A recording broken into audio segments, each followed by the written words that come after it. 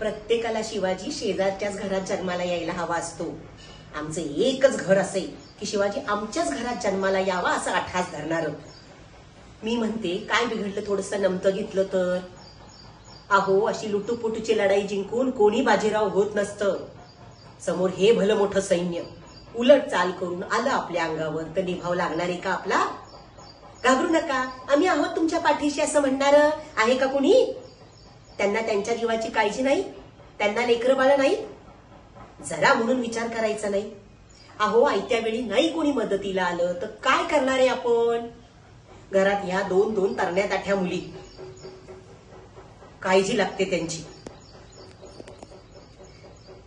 देवाचं नाव दिवस रात्र घ्यायचं, दुसरं काय करायचं?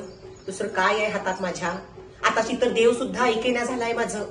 यांना सुदबुद्धी दे म्हणते तर तो देईना झालाय.